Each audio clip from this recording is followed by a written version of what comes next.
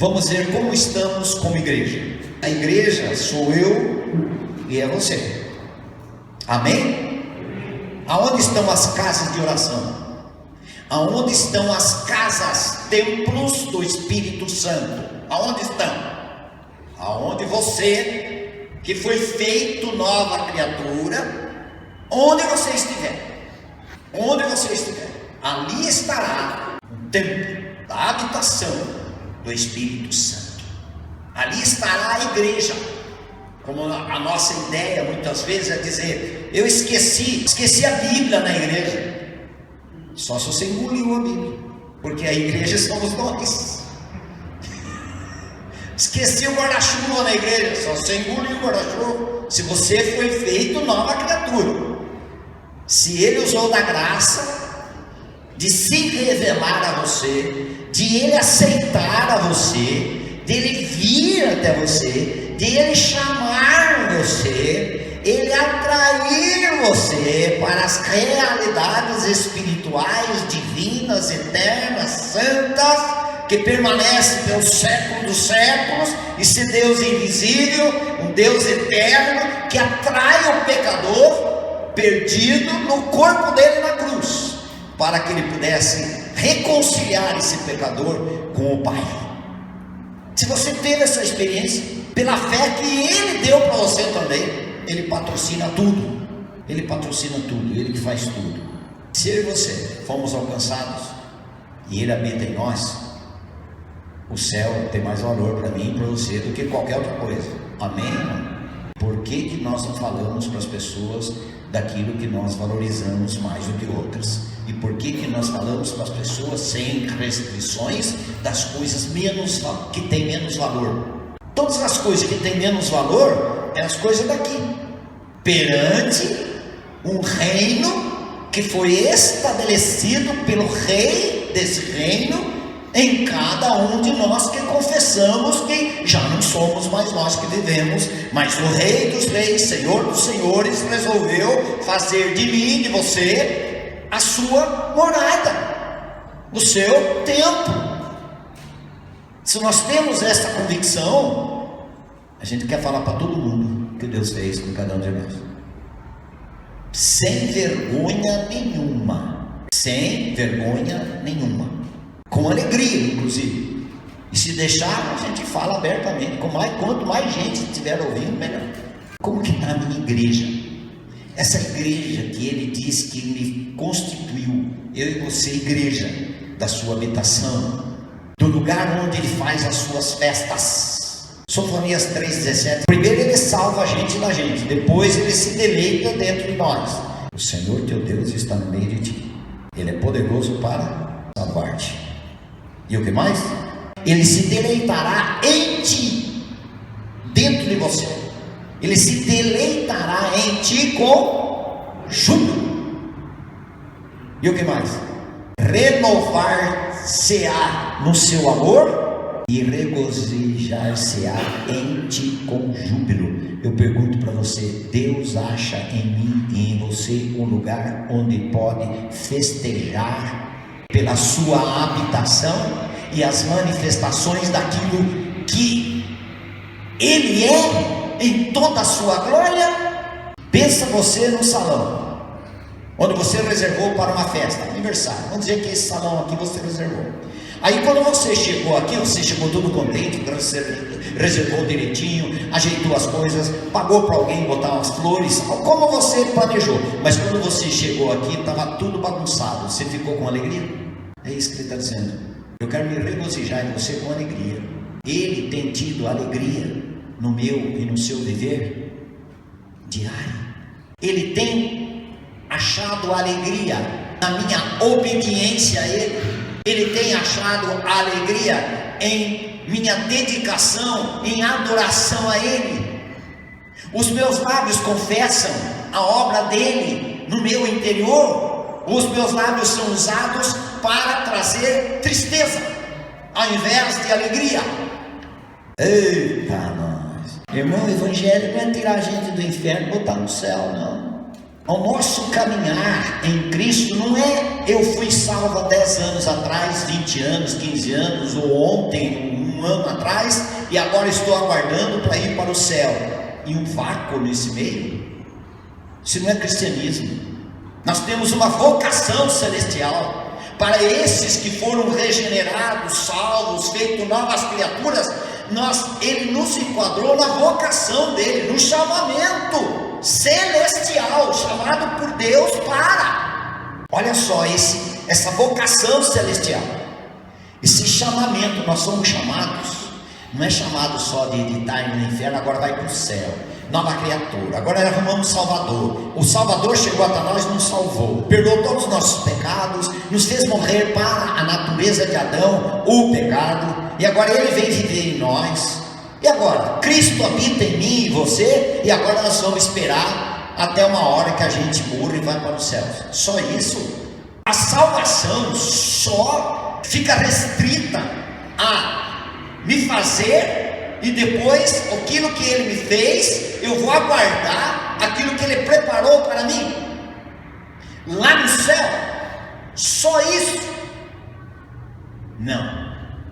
Já é maravilhoso demais isso, grandioso, mas não é só isso.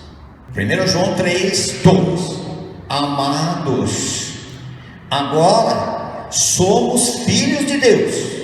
Amém?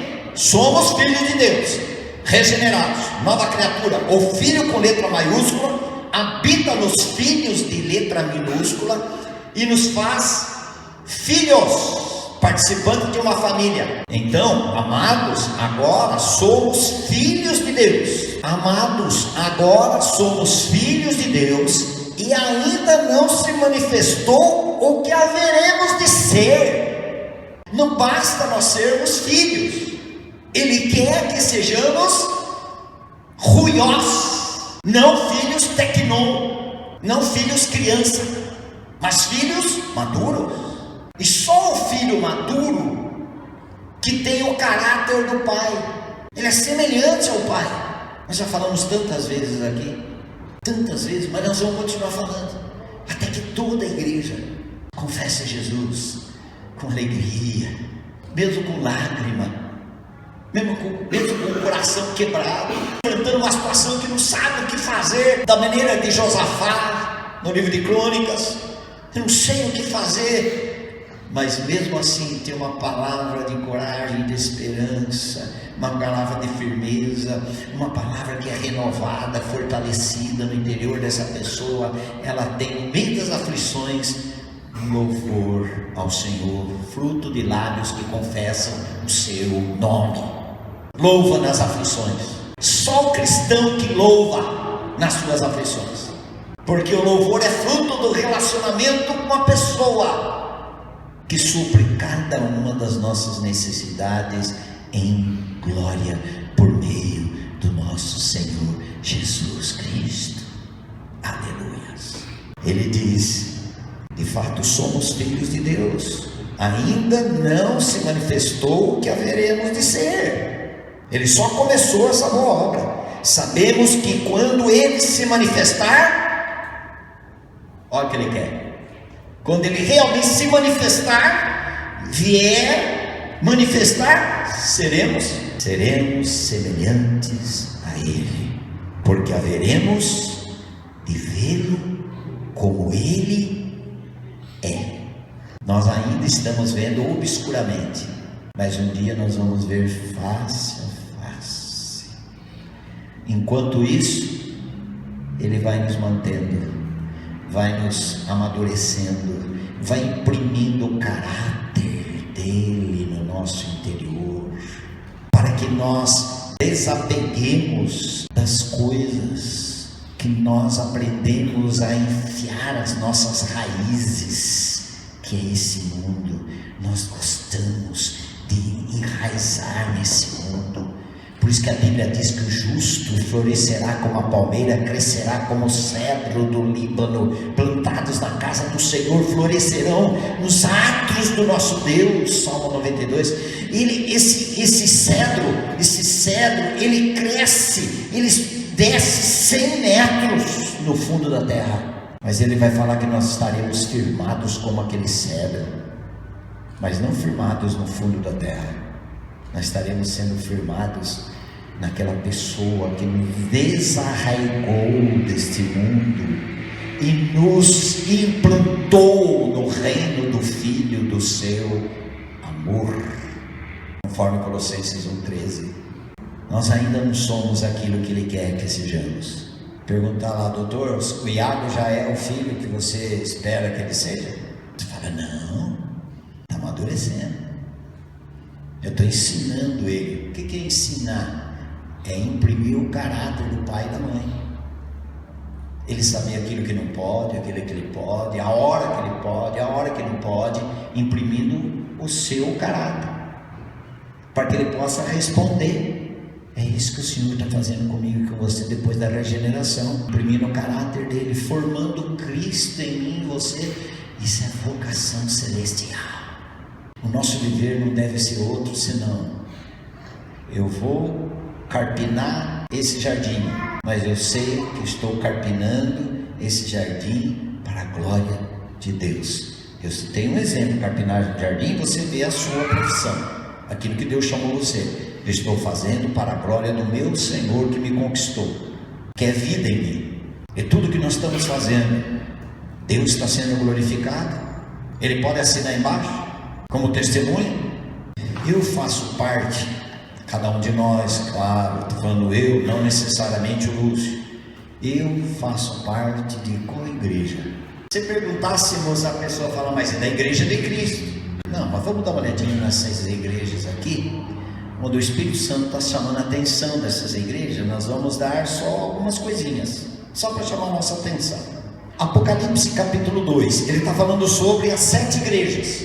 Será que o Espírito Santo chegando aqui, conhecendo cada um de nós, ele pode identificar alguma coisa? Eu vou só citar uma coisinha simples, 1 ou 2 coisas por igreja, só isso, simples. Versículo 1: ao anjo da igreja em Éfeso escreve: estas coisas diz aquele que conserva na mão direita as 7 estrelas e que anda no meio dos 7 candeeiros de ouro. 7 candeeiros, as 7 igrejas. Primeiro, que o Espírito Santo estava dizendo a essa igreja de Éfeso, versículo 4: tenho, porém, contra ti, que abandonaste o teu primeiro amor. Uma coisa só nessa igreja. O que estava faltando nesta igreja de Éfeso? Estava faltando colocar em ordem, segundo a ordem de Deus. Primeiro, em primeiro lugar, buscai, pois, em primeiro lugar o reino e a sua justiça. O reino e as suas demais coisas vos serão acrescentadas. Pegaria eu e você nessa? Em primeiro lugar, o reino e a sua justiça, e as demais coisas vos seriam acrescentadas. Primeira coisa, Cristo e a justiça. O primeiro amor não é a primeira experiência que nós tivemos. Primeiro amor é prioridades de amor. Primeiro, eu amo meu Senhor.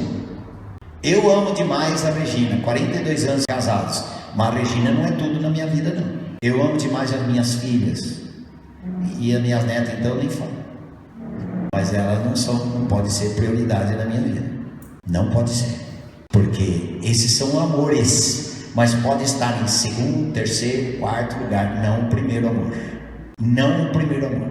Primeiro é o amor de Deus que nos alcançou. Quem é o amor de Deus? Cristo, o reino de Deus, a sua justiça com relação a Cristo. Esse é o primeiro, é um ponto que eu estou levantando aqui sobre a igreja de Éfeso. Vamos passar para a próxima. Capítulo 2, versículo 8. Ao anjo da igreja de Esmirna escreve: Esmirna. Qual é o problema da igreja de Esmirna? Versículo 10. Claro que tinha outras coisas, estou falando, salientando alguns pontos só. Não temas as coisas que tens de sofrer. Só de ler esse texto aqui você podia parar já e falar: opa, então eu tenho que sofrer, e para que eu não tema, tá?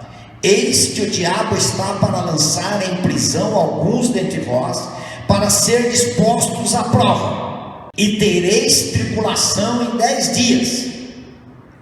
Se fiel até a morte, dar-te-ei a coroa da vida. Aqui está o ponto. O que estava faltando na igreja de Esmirna? Fidelidade ao Senhor. Ser fiel até a morte.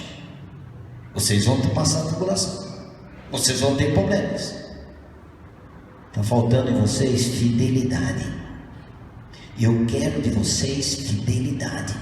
É isto que eu espero desta igreja de Esmirna. Fidelidade. Fidelidade no reunir da igreja. Fidelidade em manifestar a realidade da igreja, onde você viver, onde você estiver. Ser fiel. Fidelidade. Deus é fiel para cumprir a sua palavra. Não faça uma conversa dos carros. Deus é fiel. Porque dali muitas interpretações. Deus é fiel para cumprir a sua palavra. Segundo ponto. Será que há alguma identificação com a gente? Que nós falamos que nós somos igreja. Falta fidelidade para nós. Firmeza. Fidelidade hoje no domingo, fidelidade na segunda, fidelidade, às vezes a gente não é nem fiel a uma denominação, a um grupo, a gente não para, não contempla, não sossega. Por que os desigrejados? Porque falta fidelidade.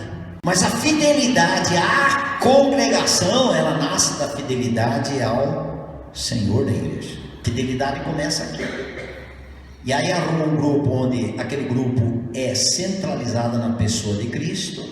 Eu vou ficar aqui, ó, não tirar os olhos de Cristo, da suficiência de Cristo. Vou permanecer em Cristo.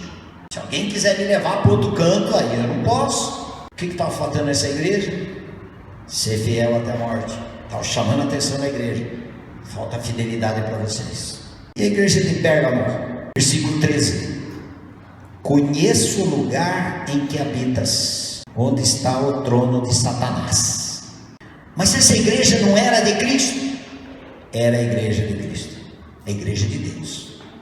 Não é o Espírito Santo que está falando com a igreja? É o Espírito Santo que está falando com a igreja. Mas dentro dessa igreja, nós falamos que lá em Hebreus 3, ele diz assim: santos irmãos.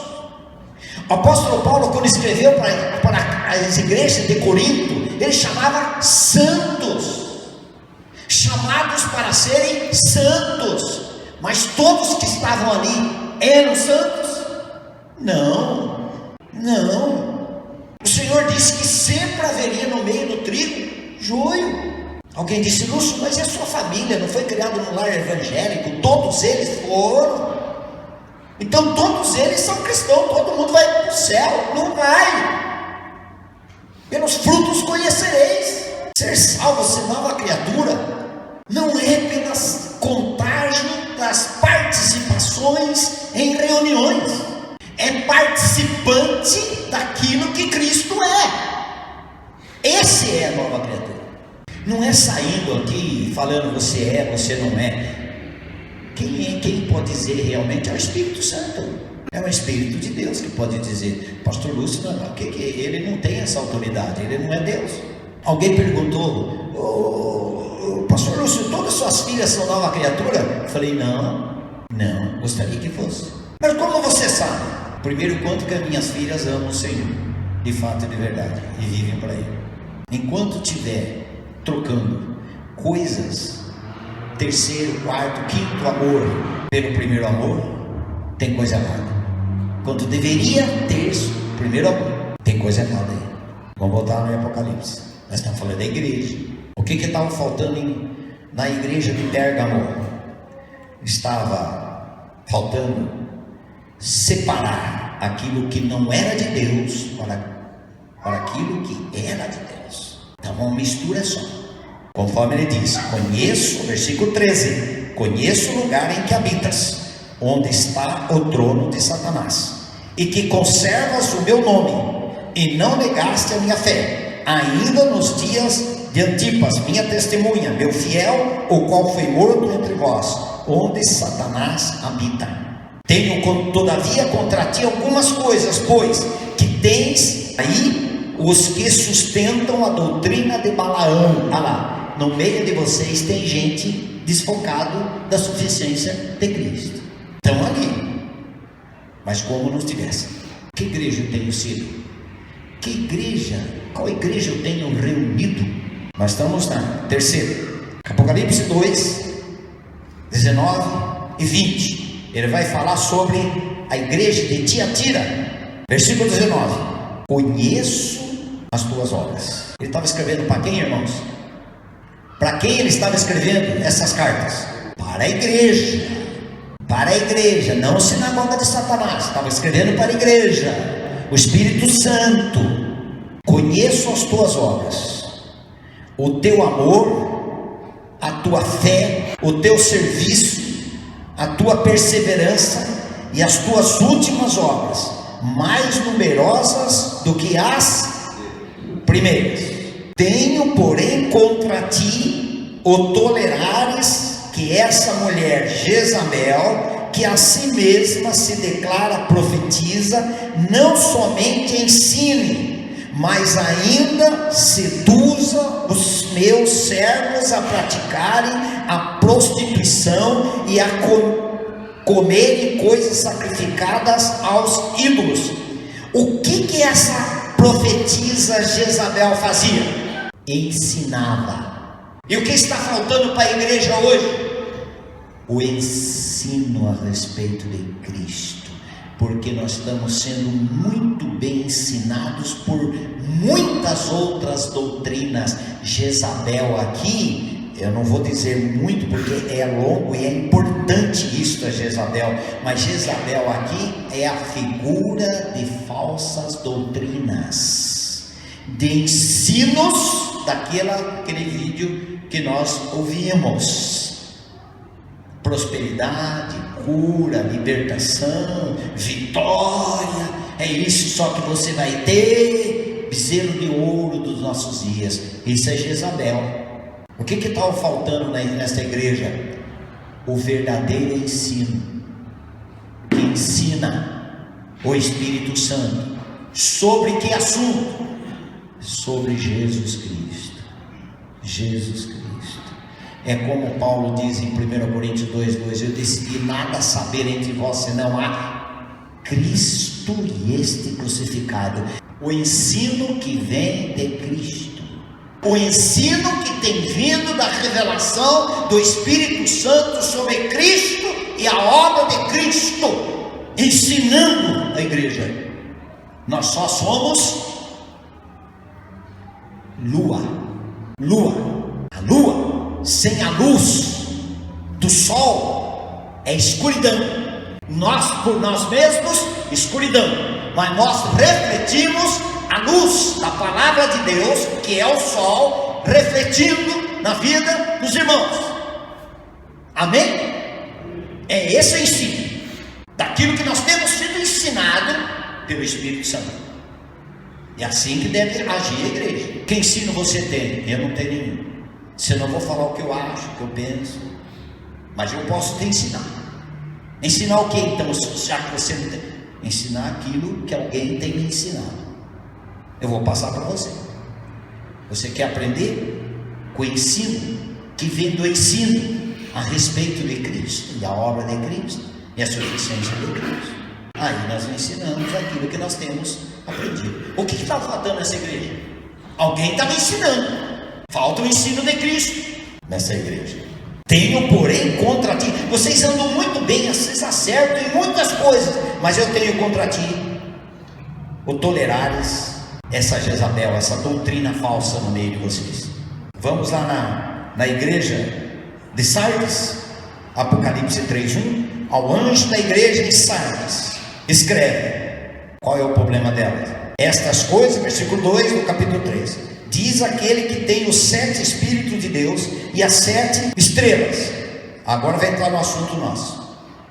De novo o Espírito Santo dizendo para a igreja de Sardes: conheço as tuas obras, que tens nome que vives e estás morto.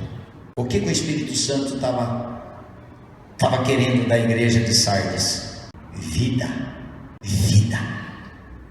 da vida com letra maiúscula. Vocês dizem que são cristãos, dizem que têm vida de Cristo, mas vocês estão mortos para Deus. Vocês nunca nasceram de novo. Pensa tudo. Vocês acham que não pode nascer pessoas aqui com a confissão do novo nascimento e todos os textos do novo nascimento só na cabeça e não no viver? Oh, gente, eu conheci gente lá no Mato Grosso do Sul falando a hora da cruz melhor de qualquer um de nós. Fui visitar um pregador do novo nascimento. Onde ele estava? Estava longe da igreja há mais de 10 anos, do reunir da igreja. O que aconteceu? Não quero saber mais de reunir com esse negócio aí do novo nascimento. Por muitos anos, quase 10 anos, até mais de 10 anos, fui pregador do novo nascimento. Sabia todos os textos de cor. Aonde estava o texto? Ele disse para mim: pastor, o senhor vai falar do novo nascimento para mim? Eu sei eles tudinho. Fui pregador, mas não vem falar desse evangelho para mim que eu não quero saber. Por favor, meus amados irmãos, não tenha a doutrina substituindo o Salvador no seu interior. A doutrina não substitui o Salvador, que é Cristo. A doutrina aponta, a doutrina ensina, a doutrina vai revelar quem Cristo é, mas a Salvador é Cristo, e pela cruz. Não tem outro caminho para salvar o pecador senão pela cruz. Se tivesse outro caminho, não precisava Cristo ir para a cruz. Só pegava o cordeiro do Velho Testamento e já resolvia a questão nossa. Não precisava de cordeiro de homem, um cordeiro de Deus. Não necessitaria do cordeiro de Deus. O que está faltando aqui nessa igreja? Vida. Na igreja de Sardes, vida genuína, vida de Cristo, brotando na vida dos irmãos, no conversar dos irmãos. Vida. O que está acontecendo em 3:10? Já nós estamos na igreja de Filadélfia. Ao anjo da igreja em Filadélfia escreve, lá no versículo 10: porque guardaste a palavra da minha perseverança, também eu te guardarei na hora da provação que há de vir sobre o mundo inteiro, no meio dessas provações, para experimentar os que habitam sobre a terra.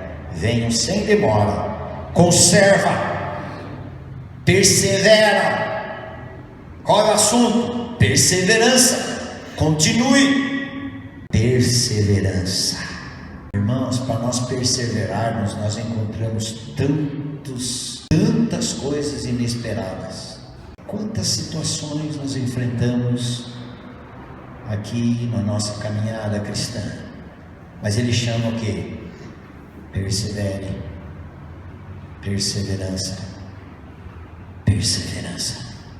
Que o que sustenta uma igreja é o ensino daquilo que o Espírito Santo ensina a respeito de Cristo e a obra de Cristo. Para buscar um grupo, um ensino que ensina aquilo que Cristo fez, faz e é na vida daqueles que Ele resolveu salvar. Cristo, para tudo. Amém. Chama a nossa atenção, ser perseverante, porque você vai encontrar tanta situação para você desanimar o seu caminhar. Muitas situações.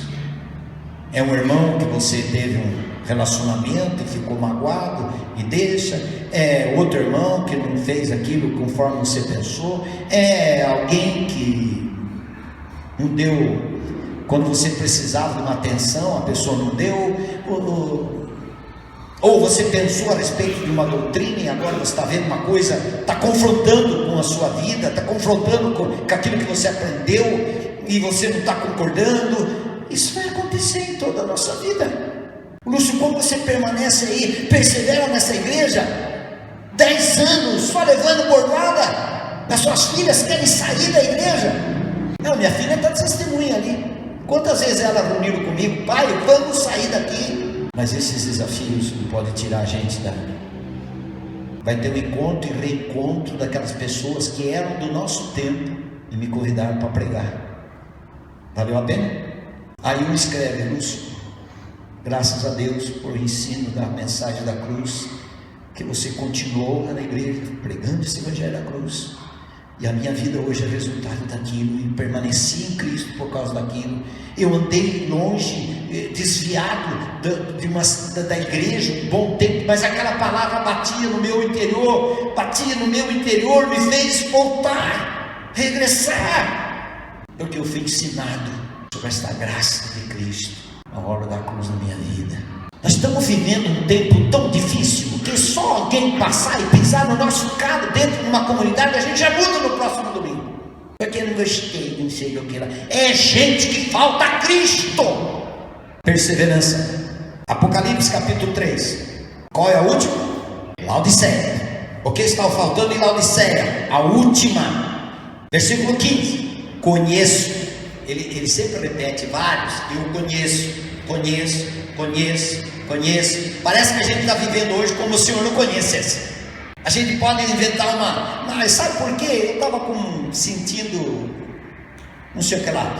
Mas sabe por quê? Porque a gente está brincando com o Senhor, pensa que pode enganar o Senhor com essas bobagens, com essa mentira esfarrapada. Não passa de uma mentira em muitos casos. Claro que tem casos que se justificam, mas tem muitos que é própria mentira. Nós mesmos queremos mentir para nós mesmos, para que a gente ganhe um conforto, uma situação de conforto. Não, é verdade. Sabe por quê? Porque a gente quer convencer a gente, para a gente ganhar a consciência mais tranquila, mas é uma mentira, pura mentira. Irmãos, amados irmãos, e eu vou melhorar isso. Santos irmãos, responda à vocação celestial. Nós fomos chamados à comunhão, nós somos chamados para sermos santos, nós somos chamados para ser irrepreensíveis diante dele em amor, nós somos chamados para ser um povo colocado à parte. O povo de Deus não é mais um povo comum, não é tudo igual, não. Fomos chamados para sermos separados por Deus, para ter um tratamento pessoal com Ele e viver por meio dEle. O que estava faltando? Conheço as suas obras. O que estava faltando para eles? Estava faltando realidade espiritual, verdade espiritual, ser autênticos naquilo que eles creem e defendem. Irmãos, está faltando aqui nessa igreja de Laodiceia, estava faltando realidade espiritual, porque vocês dizem, nós temos um novo nascimento, a palavra da cruz, nós estamos sendo enriquecidos, as insondáveis riquezas de Cristo têm chegado até nós de forma graciosa, poderosa, então nós estamos bombando. Nós somos melhores de qualquer denominação desta rua. Nós somos os caras espirituais. Se o conhecimento da palavra, o relacionamento com a pessoa de Cristo não nos diminuir, não é o evangelho de Cristo. Estou rico e abastado, não preciso de coisa alguma. Aí o Espírito Santo diz: está faltando realidade espiritual. Está faltando uma verdade em vocês. Não está falando que vocês estão sendo ensinados algo errado. Está faltando o viver de vocês no dia a dia, nas suas famílias, nos seus relacionamentos. Vocês dizem que já estão cheios, abastados, mas aí o Senhor diz: vocês não sabem que vocês são infelizes, sim, miserável, pobre, cego e nu. Está faltando realidade espiritual na vida de vocês. E tem outra coisa, olha o que o Senhor diz para a igreja dele, porque a igreja é de Cristo, mas nem todos que congregam como igreja na igreja de Cristo são de Cristo, de fato e de verdade. Tem que sair daqui e cair aqui. Ele diz: eu estou fora da igreja, eis que estou à porta e bato. Aonde estava o Senhor? Fora. Mas onde está o Senhor Jesus Cristo? Está em nós, está agindo no meio de nós, ou Ele está lá fora, dizendo: eles fazem tanto aí dentro, mas eu não estou aí. O meu nome é blasfemado no meio deles, eu não sou o primeiro amor na vida deles, Eles não são perseverantes. Eles não colocaram dentro da igreja muros para dividir quem é do mundo e quem não é do mundo. Há uma mistura só. Todo mundo é de Deus, todo mundo é salvo, todo mundo está bem com o Senhor. Enquanto que eu não estou fora. Eis que estou à porta e bato. Eu estou batendo. Se alguém ouvir a minha voz. Quantas vezes o Senhor tem gritado aí que Ele quer participar, quer entrar na nossa vida, no nosso particular, no nosso desespero. Tem gente que morre de medo de morrer. Tem gente que fica doente de medo de ficar doente. Tem gente que fica desesperado de passar por tribulações difíceis, de perda de filho, perda de neto, perda de esposa, perda de marido. Eu acho que eu vou morrer junto com... É uma filha nossa que fala para a mãe: mãe, quando você morrer eu morro junto. Olha lá, Cristo é a vida dessa filha? Não, a vida da minha filha é a mãe dela. Errado. Cristo é nossa vida. Cristo é nossa vida. Não é? Mas é isso. Muitas vezes é um cristão que precisa ser amadurecido com o ensino da palavra, o ensino de Cristo, para a gente chegar nesse descanso. Mas que o Senhor nos leve a reconhecer que falta descanso ainda para nós. Porque senão a gente vai achar: eu sou rico, já sei 50 textos bíblicos, eu cito texto facinho. Mas cadê a realidade? Realidade espiritual. É aí que o Senhor está querendo. Realidade, verdade absoluta. Cristo é aqui na igreja. Eu falo de Cristo aqui na igreja do mesmo jeito que eu falo com meus colegas de futebol, se eles derem moleza. Do mesmo jeito. Não tem nada que esconder, não tem nada que ficar envergonhado, não tem nada de timidez, porque nós estamos falando com um Deus que tem todo o poder. Ô gente, eu vou negá-lo? Aonde tiver. Ele é a nossa vida onde a gente estiver. Agora, se não for, se a gente viver em dois mundos, o mundo da igreja, o mundo do meio dos crentes, depois é outro mundo no meio dos não crentes. Meu Senhor, tem misericórdia de nós.